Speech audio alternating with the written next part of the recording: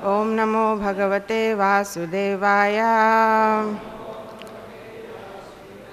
Om Namo Bhagavate Vasudevaya.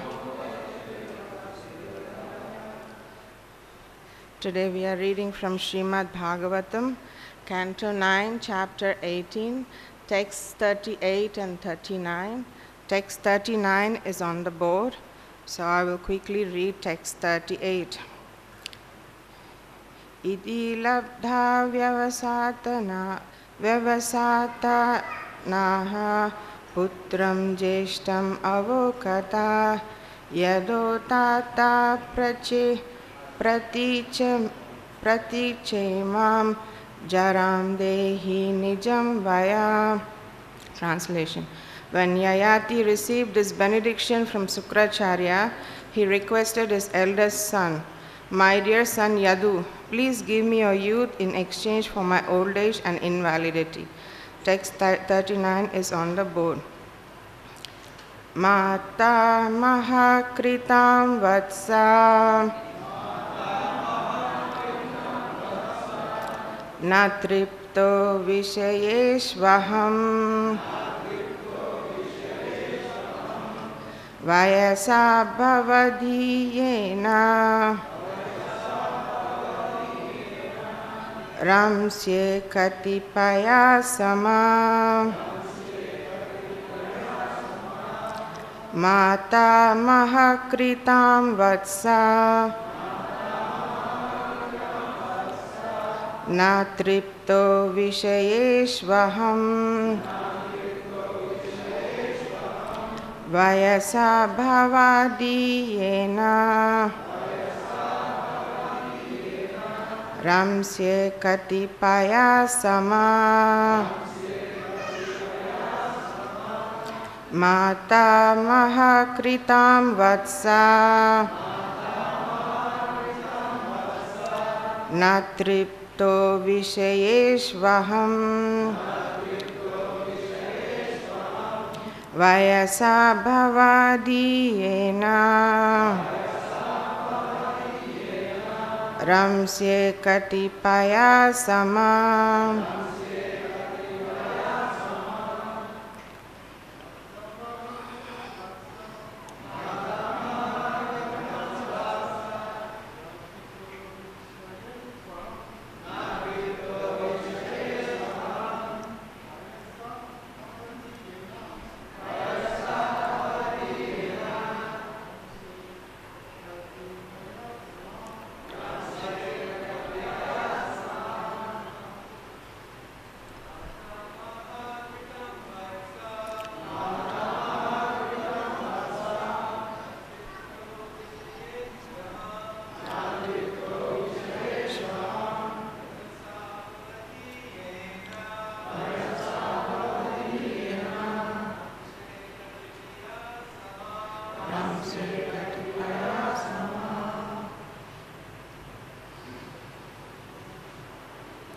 Vaishnavis,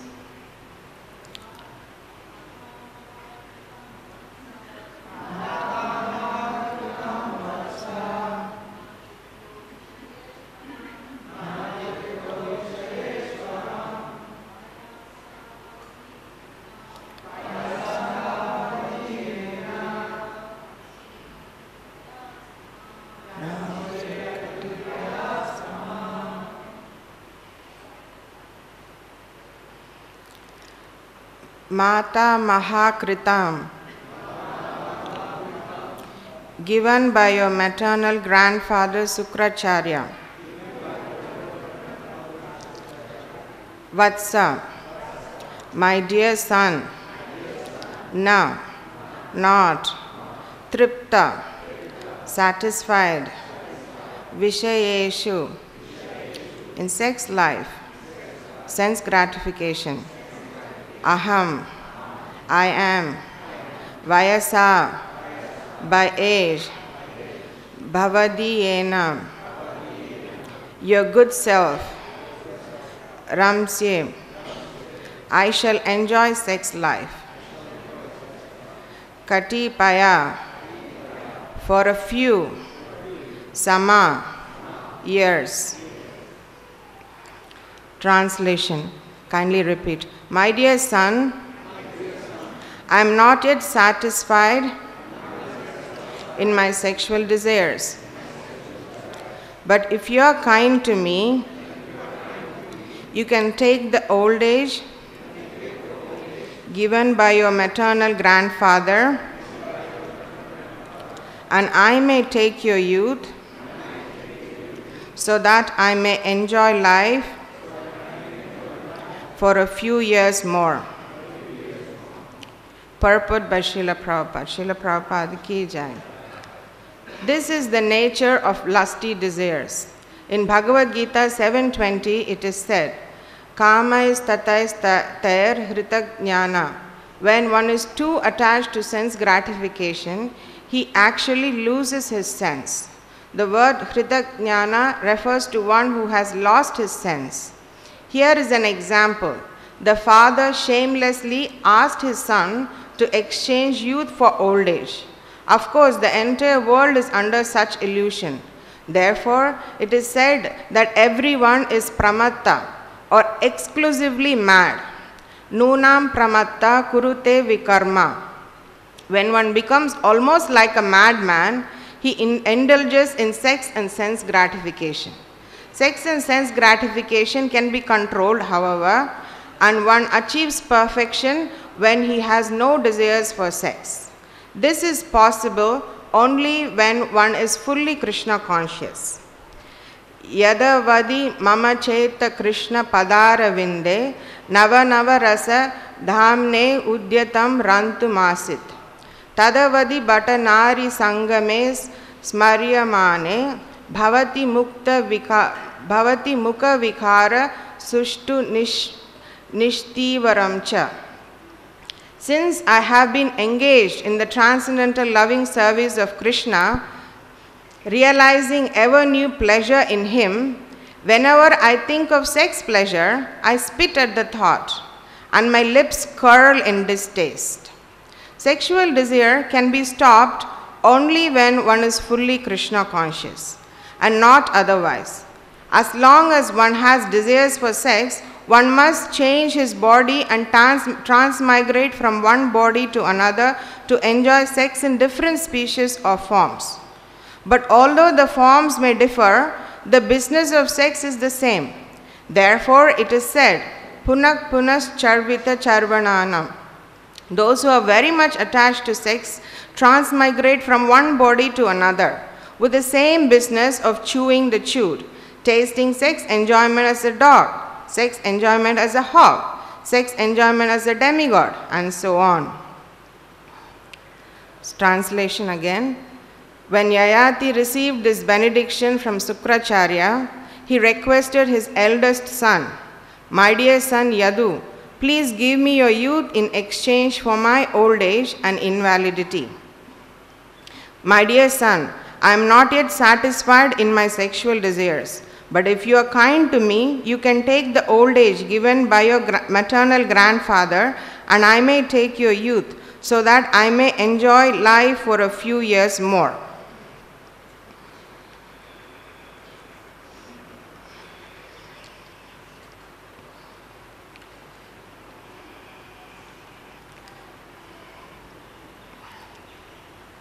So to give a quick recap, Devayani finds out from outside source that her husband Maharaj Yayati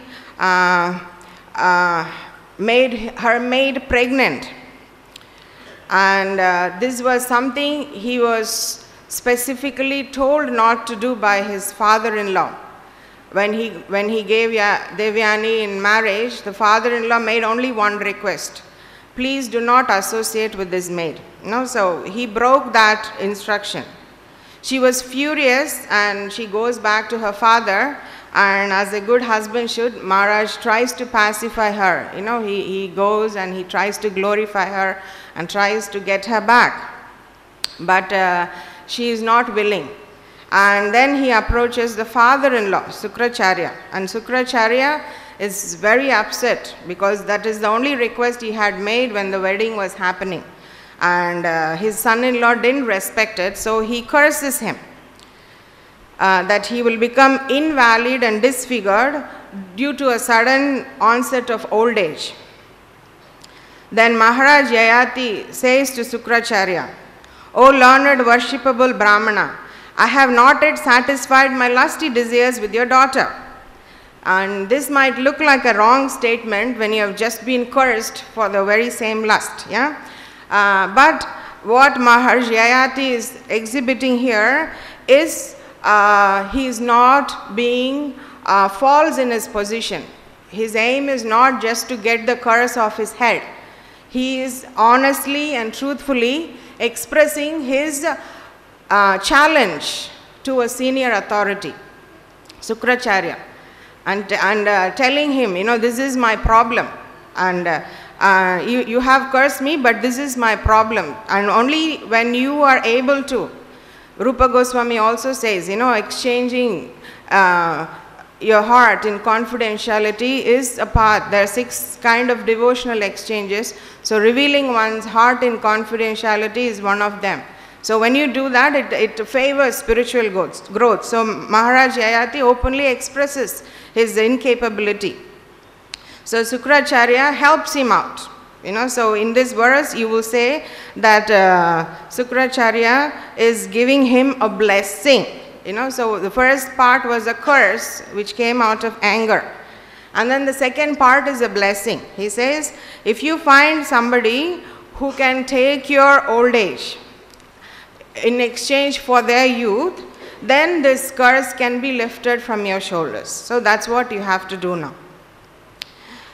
So Maharaj Yayati is trying to convince one of his sons. He has 5, 2 from his first wife and 3 from his second wife, the maid.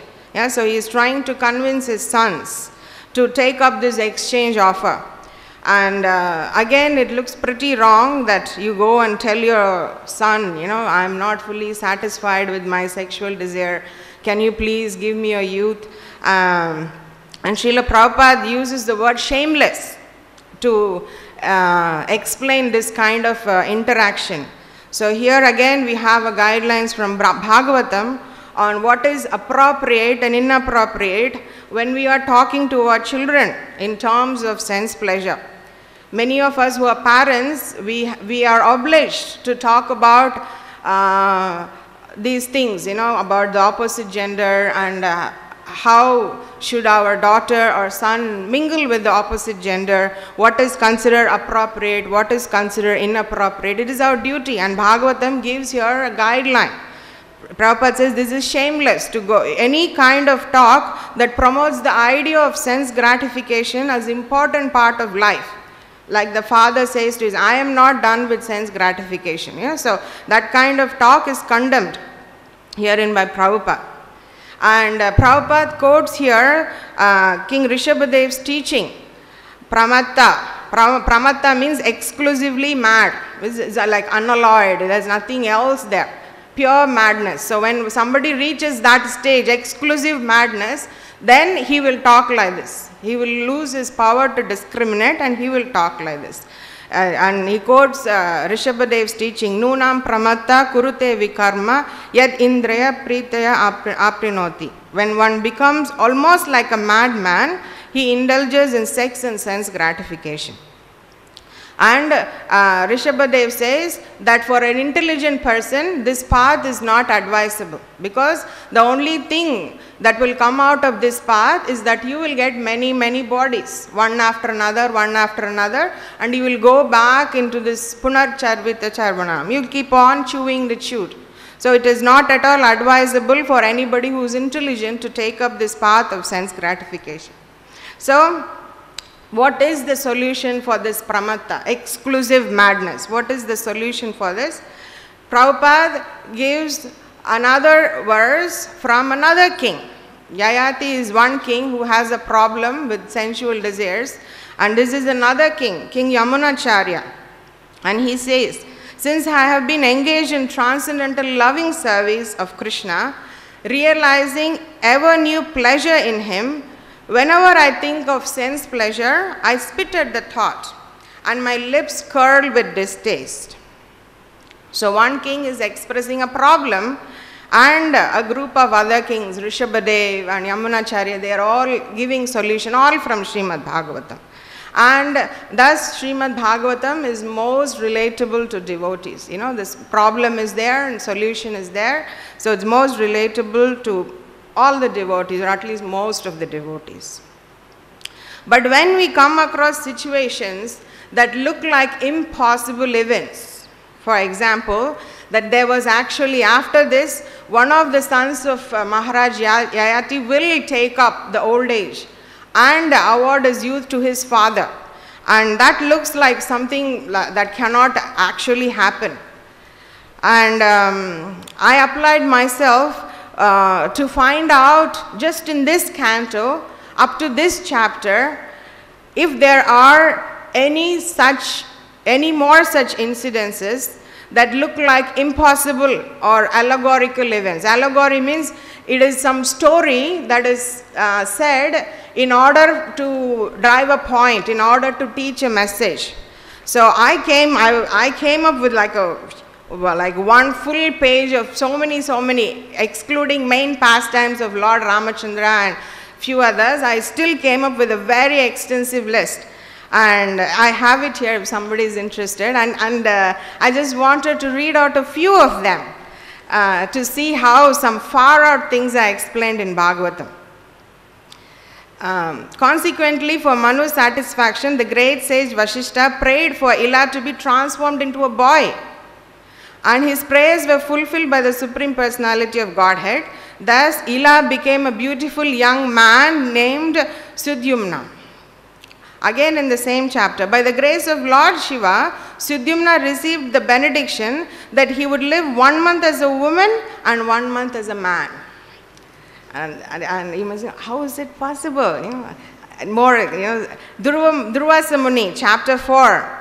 He was so angry with Ambarish Maharaj that he pulled out his hair and created a demon appearing like fire of death. You know, totally like, again, like pull from hair you created a demon. And this is chapter 6, another pastime. Consequently, after some time, a son came forth from the right side of his abdomen. This is Yuvanasva. And that's a boy born from body of a man. A man gives birth to a child. And Indradev, the baby is crying, and Indradev feeds the baby with his finger, index finger. You know, so one man gives birth to a baby, another man is feeding him. And the child is called Mandata. That's in chapter 6. And the great sages then churned Nimi's body. And as the result of churning, Janaka was born. So somebody is dead, and from their body they bring alive another person.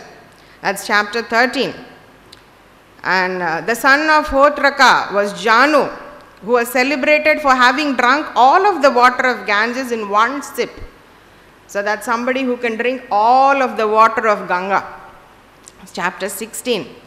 And so on and so on. It's a huge list, long list of things that actually are like, it is very difficult to comprehend. And sometimes people who are not exposed to Vedic culture, that happened when Indians were ruled by the Britishers. You know, when they read all these things, they just said this is mythology. This is not possible. It is not possible that such things could have happened. And they termed the Vedic literatures as mythology. So I thought it will be a good exercise for a neophyte like me to come up with ways and means of understanding these different pastimes which sound like impossible to the modern mind. You know, these things are not, they beat logic or common sense.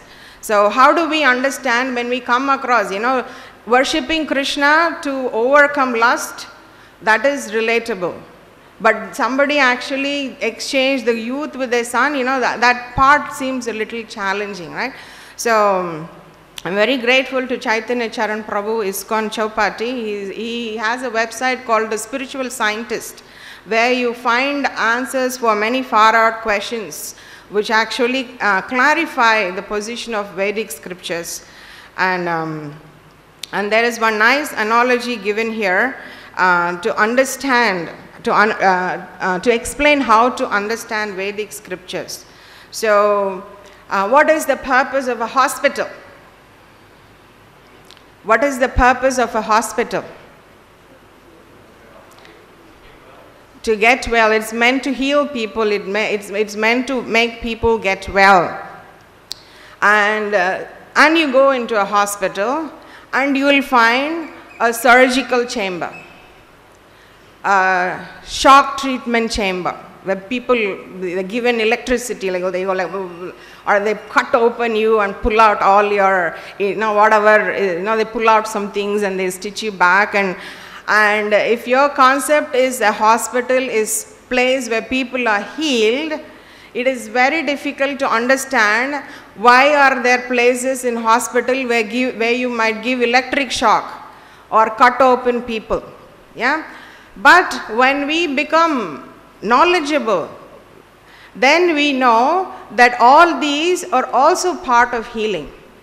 All these are also meant for treatment. So, in the same way,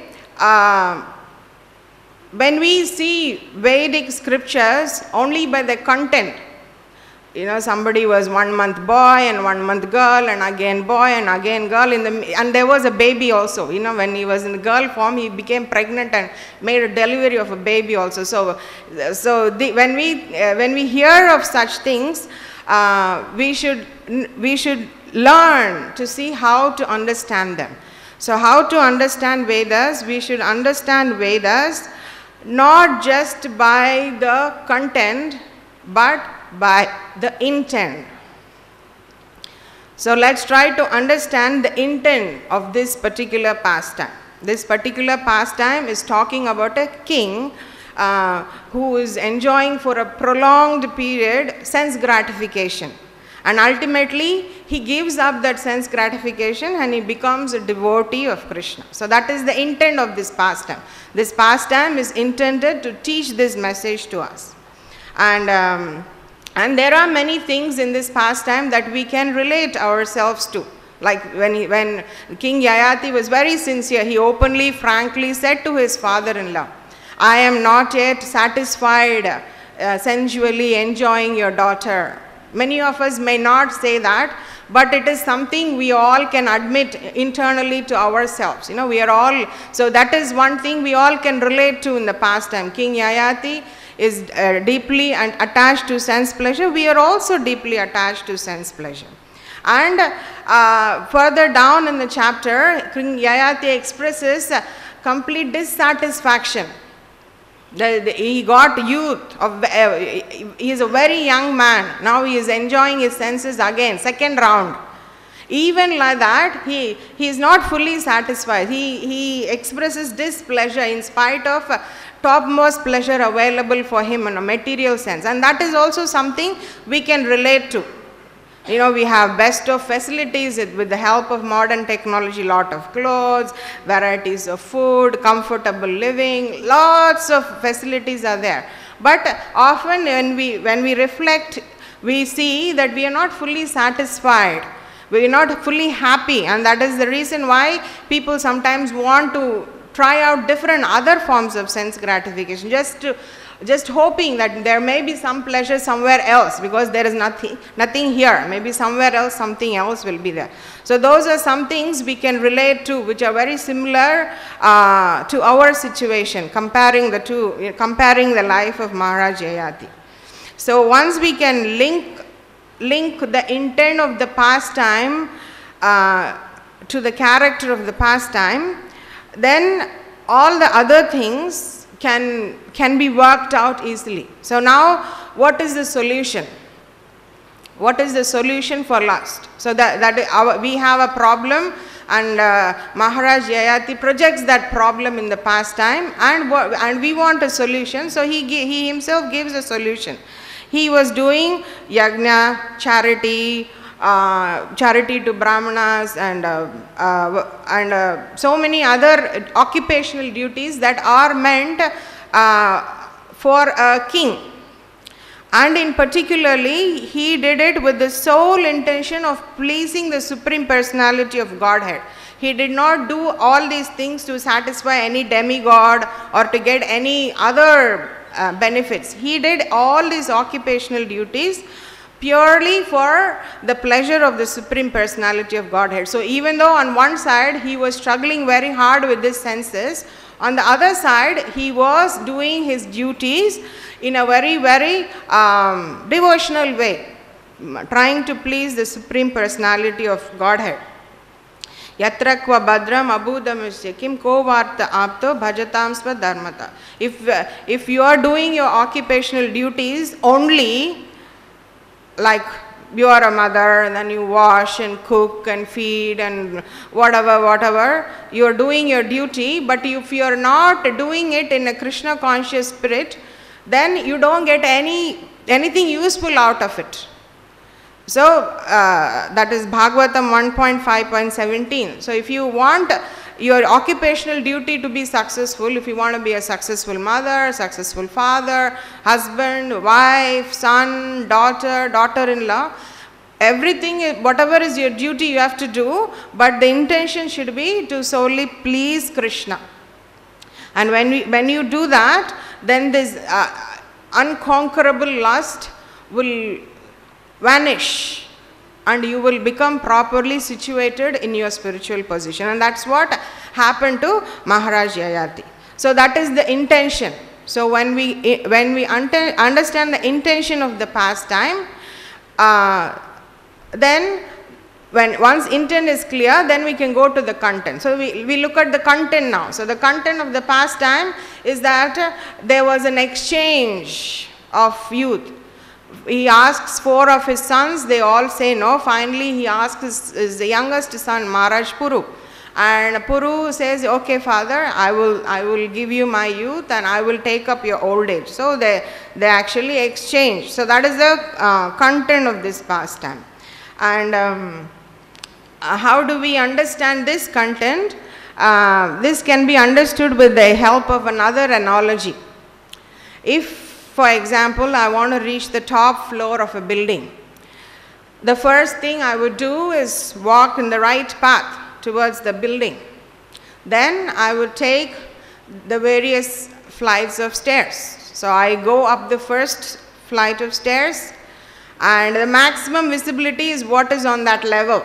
I can't see anything more than that. And then once I achieve that landing in the first floor, then I take the second flight of stairs and then I reach the landing there and so on till I reach the top floor.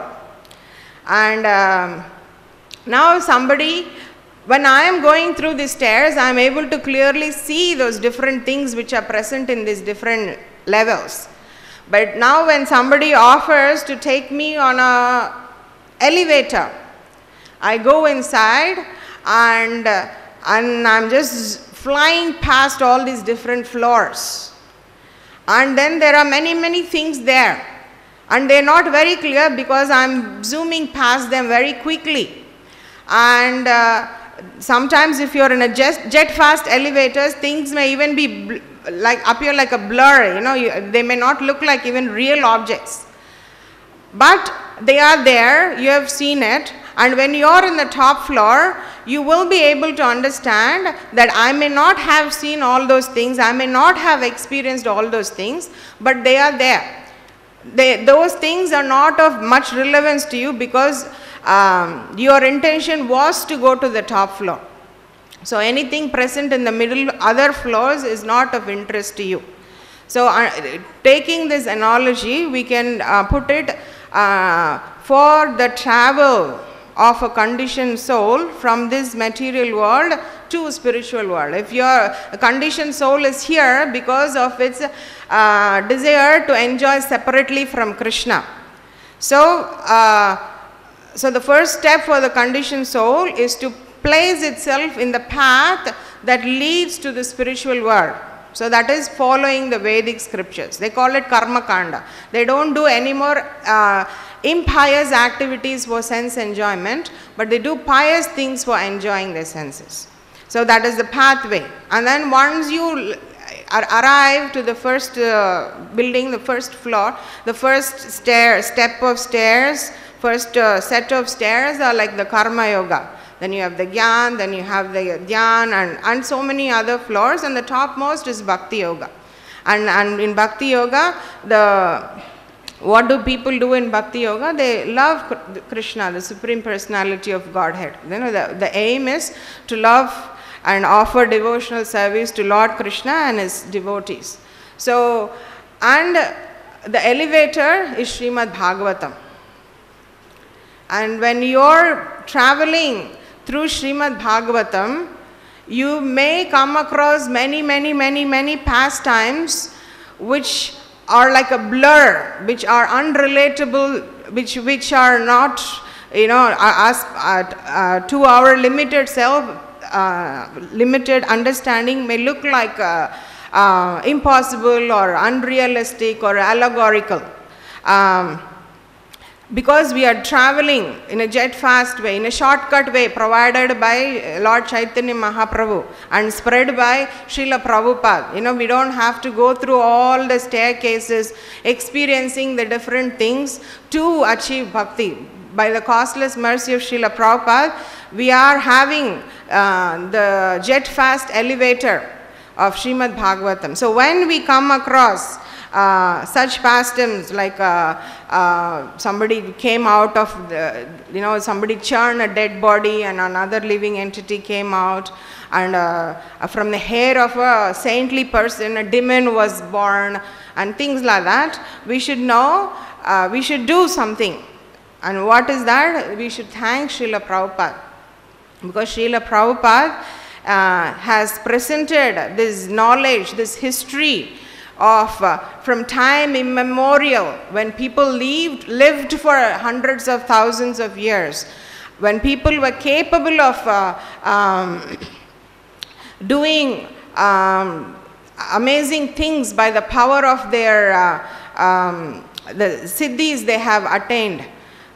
They may not look possible because we don't have the ability to attain those siddhis. But there is description that these are possible. You know, when you are doing dhyan and you realize Paramatma, one of the side benefit is that you will get these siddhis, 8 ashtama siddhis. You know, you can become smaller than a keyhole and enter a room. You can create your own planet. So there's a lot of power one can get.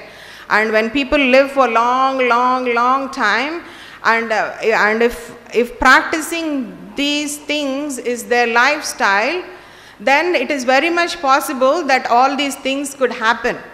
And because we are going through all these time phases and different process of devotion in a very jet elevator speed, they may look blur or unclear to us, but they are real. And thanks to Srila Prabhupada, we are able to get guidelines and proper understanding of what is the intent of these pastimes. You know, so we are very fortunate that we don't have to reject these pastimes as mythological happenings, as things that are not real. And even if when we are reading, even if we come across events like this, there were 60,000 sons born of a queen, and they all dug up the whole earth and created a water body which we call as ocean nowadays, Sagara. 60,000 kids from one queen. And Parashuram killed his mother and brothers, and by the dint of his austerities, Parashuram's father Jamadagni, he was able to revive the dead people. And so these are things science is working to achieve. If scientists know, if scientists would find out this fine art of transference of youth, then this would be like a blooming business in modern day. Only that we don't know. All we can do is Botox. You know, I'm not talking about the side effects here. You know, that is all we can come up with. for youth, and every few months or every few years you have to redo it and cost, and basically they also had the same things we had. There was a king once upon a time who had a desire for sense gratification, and for that he wanted to remain young. And today I am here, I also want sense gratification, I want to remain young. They had a technology by which they could transfer youth.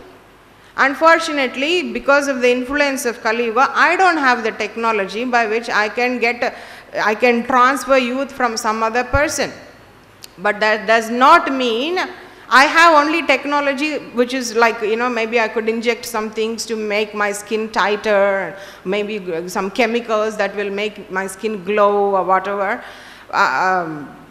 Unfortunately, I don't have the knowledge, but that does not mean that the knowledge does not exist. That does not mean what is said there is mythology. And people who are not trained in Vedic culture, they may think like that about Bhagavatam and Puranas and Vedic scriptures in general. But devotees, we should be very confident, we should be very convinced that whatever is said in Bhagavatam, they are not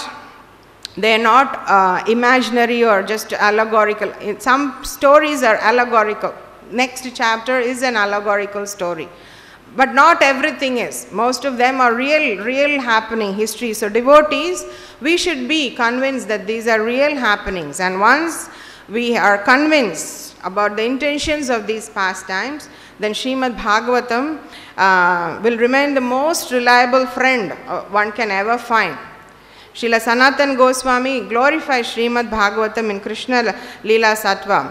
Madeka bandhu mad sangin mad guru man mahadhana man nishtaraka mad bhagya mad ananda namostute.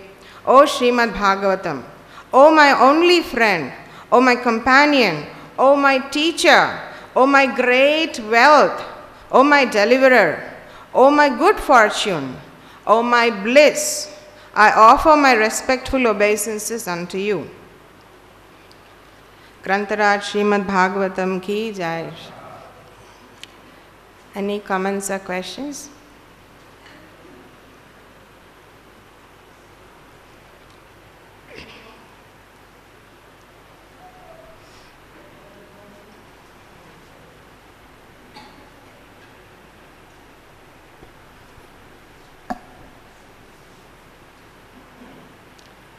Thank you. Thank you for the class. It was very enlivening. I just wanted to mention, I was listening to a Prabhupada lecture recently. This particular lecture I had actually listened to a while ago. But Srila Prabhupada was in Melbourne. Might have been 1973, 74, I'm not sure. You could look it up. But one devotee asked him at the end of the class, so Srila Prabhupada, when I hear that Lord Brahma has a swan carrier, am I to understand that is simply symbolic, allegorical, as you've been using that word? And Srila Prabhupada looked very, very seriously at him and almost in a cutting way, very gravely said to him, he said, what do you know with your teeny experience? So whenever we come across things that to us with our mundane conditioning appear to be impossible, we just have to think of that we are very, very minute, our intelligence is very teeny-weeny, and experience is very limited. Hare Krishna. Thank you.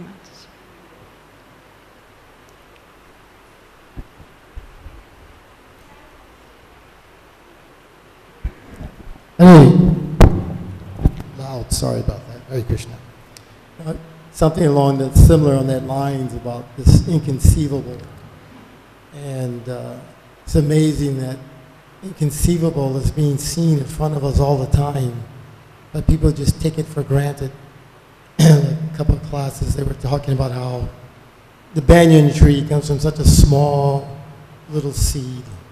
But everybody thinks, yeah, that's okay. That's right. But, Can anyone duplicate that? So many things like that. So I think people who are honest and respectful and then you can understand these things, but people are very proud and knowledgeable, and then they take these for granted. The story of the Brahmin also, when Narada Muni asked him, why do you believe that Lord Narayan was threading like an elephant through the eye of a needle? And he gave that example. Well, I'm sitting under this banyan tree, and he produced that from this little seed, so why can't he put an elephant through the eye of a needle? Hare Krishna. Hare Krishna Mataji, thank you for the class. It seems like King Yayati made a mistake by not following Shukracharya's instruction. But like Srila Prabhupada said in the previous text, he actually was following religious principle, dharma. So, which principle? The principle of Shastra, of following Shastra like a Kshatriya, or the principle of authority, like he needs to follow Shukracharya, must be applied in this case to resolve this, to make a solution of this apparently mistake. The Shastra and authority will never say two different things. They will always be in line. So, if the king was following the Shastra or his duty as a Kshatriya, or if he was following the instruction of Shukracharya, he would have done the same thing. It wasn't that the king was chasing behind the maid.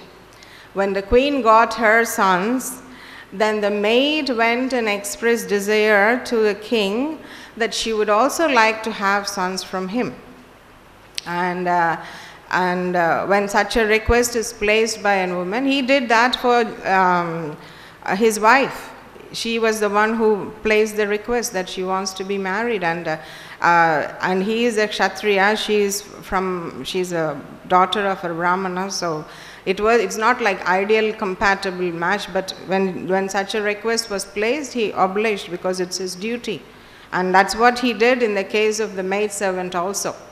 But he got into trouble because that meant that he couldn't follow the instructions of Shukracharya. But you can see that it all resolved properly because he was ultimately wanting to be a devotee. Whatever he did was done with the intention of being a devotee. He might have married Damayanti, or had children with her maid, or he might have expressed that he has lust in his heart. Whatever was happening, alongside he was being a devotee. He was doing all his duties for the pleasure of Lord. So it got resolved. So it is not, if it was not resolving, then we would assume that there was some contradiction. But because everything resolved in a proper way as it should, then we can understand that in one way he did follow the instruction of Shukracharya. He wasn't intentionally disobeying his father-in-law's instruction, and that is how he was able to come out of the curse in a way. Somehow there was a way by which he could overcome it, and whatever it was, he still was able to see his ultimate goal. He was able to achieve perfection by becoming a devotee. So there's no contradiction between the instructions of a spiritual authority and scripture. Yeah.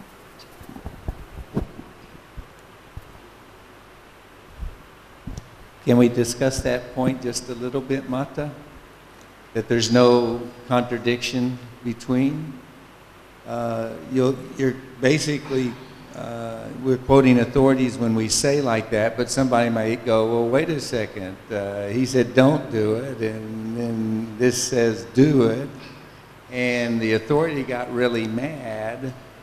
So how is it that it wasn't a difference just one small detail, or I suppose purport would be that the goal or the intention of all the different spiritual masters in Scripture will be the same.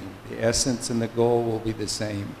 But details which may appear to be contradictory, there can be so many differences in instructions and emphasis given by different teachers, or even for that matter, Scripture. But the essence, that's where it'll never, be differing. From my limited understanding, it is not wrong for a king to marry more than one wife. It is very abnormal if we find some pastime where the king is like just one wife, like Lord Ram, everybody else had to wait for the next birth when he came as Krishna. So it is not wrong for a king.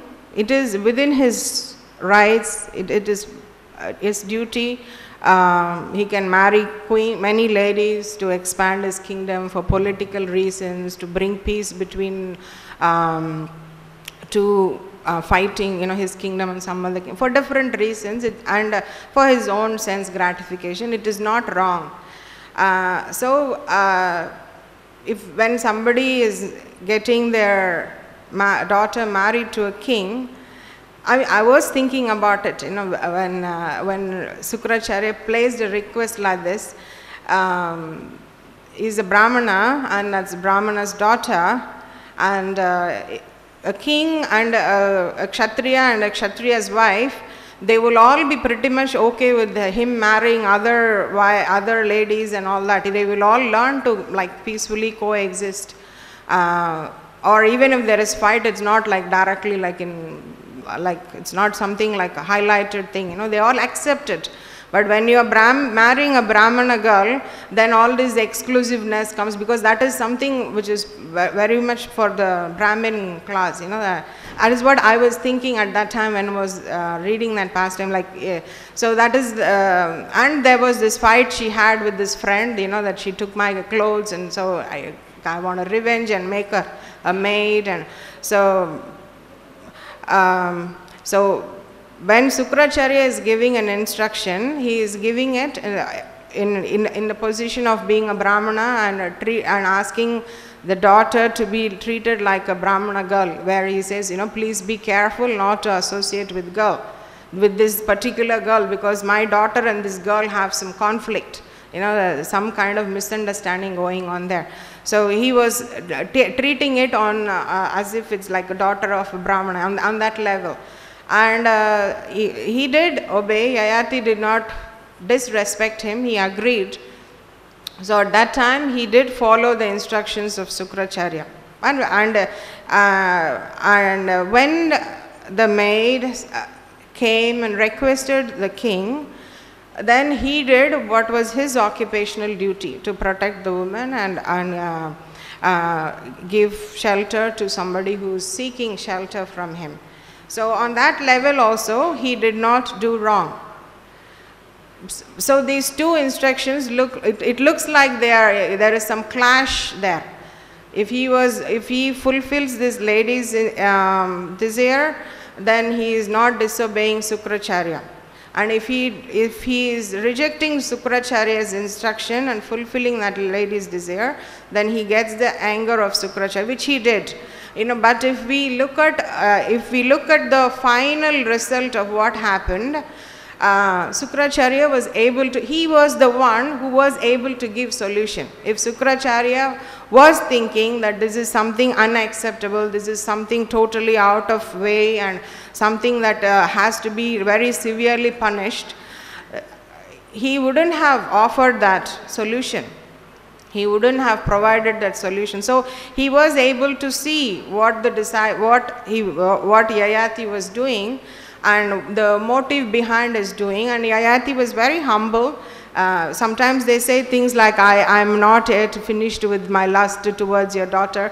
We should not think like they are like some kind of really lusty people. They are showing us how we should be bearing our soul in front of senior devotees. They're teaching by example. So Sukracharya was able to see his intention and the correctness of his action, and that's why he was actually able to give him a solution to come out of the two conflicts. He was the one who resolved it. It wasn't Maharaj Yayati who was able to do it, but Sukracharya himself resolved the situation by providing a solution for him.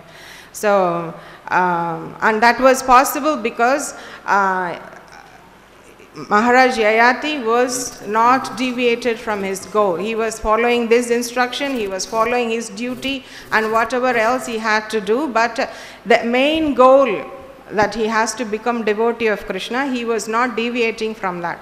So whatever else is happening on the side track, there are people who come in, step in and guide him and put him back in towards that goal. When I was reading this pastime, that was the thought I had. Thank you. Do you mind hearing just a little different perspective? We're encouraged to discuss these things when you inspire the thought. Bhishma, when he was asked to impregnate, when he had taken the vow, you remember the pastime, there was a need for children? He said, no, I gave my word. This king, Yayati, gave his word. He broke his word to Sukracharya. That's why Sukracharya became mad at him. Now, when he submitted and said, please, you know, a Brahmin forgives. And he, as you say, was able to rectify, you know, give an alternative to the curse. But Srila Prabhupada in the purport says the motive of Sukracharya wasn't, as you just got through saying, well, I want to help him achieve Godhead. He was saying, oh my God, I just shot my daughter in the foot because she's not going to be able to satisfy her sensual desires. So his motive was on that level, but he had the ability to bless him, as you say. So he reaped. So there is, I'm saying with folded hands, there are differences in emphasis and details between gurus and sometimes in scripture. But it's never, Prabhupada is quoting Rupa Goswami when he says this, but the details may differ, but the instructions of all gurus will be the same in terms of the essence and the goal. So you inspired the thought within me. He screwed up by breaking his word, even though apparently it was okay. If he hadn't given his word, there'd be no question of it having a bad result. But he got the blessings. He learned his lesson the hard way. He stuck his hand in the fire enough times that he realized, oh, I don't want to do that anymore, and he surrendered to Krishna. So I just thought, I appreciated your class, and I hope you don't mind contributing, because that's what we do. We churn the nectar. So thank you. Thank you.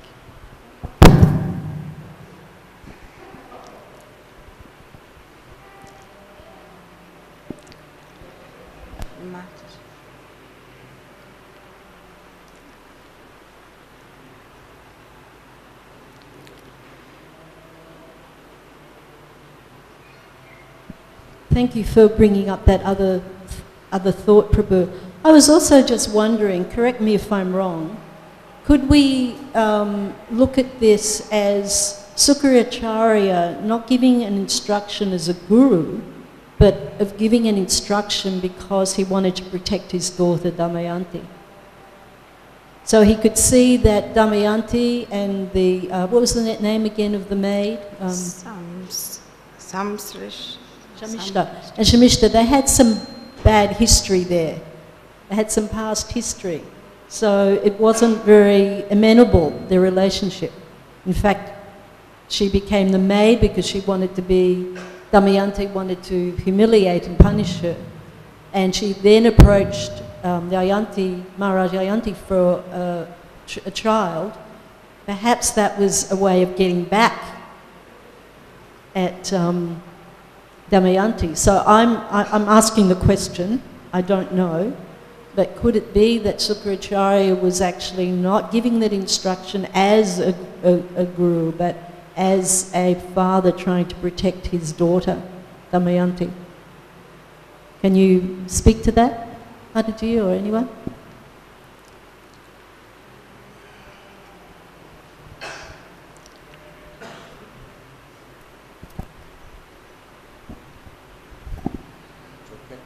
Yes, Prabhuji, please. It's pretty clear Shukacharya is basically acting as the father, like you say. Yeah, that's where he's coming from. The fact that he would even ask the king, who he's supposed to be taking care of as his advisor, the Brahmin advisor for the king, the fact he would ask that, well, why don't you give your daughter as a maidservant to my daughter? I mean, that's pretty bold. It looks to me that's based upon his attachment to his daughter, and that certainly isn't like coming from a transcendental perspective of what's best for the individuals involved. But what you're encouraging me to think about is how wonderful Vedic culture is. Like Puru, he accepts the father's request because that's authority. Whether it's father, teacher, guru, or king, those are all authorities, and they're all going to do their best to please all their authorities. And the culture is so wonderful that to whatever degree you follow that system, you become submissive, you become humble, and it only helps to qualify us to eventually come to the process of bhakti. Because those are necessary in bhakti, absolutely necessary: submission, humility, and following instructions, etc. Is that okay?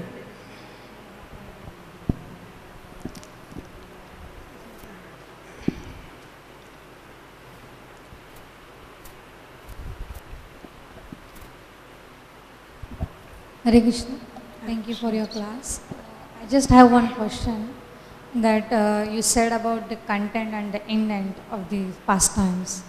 So in the case of Yayati, you said that whatever he did was for the pleasure of Lord. And in our case, how we will understand that whatever things we are doing, it's actually we are doing for the pleasure of Lord.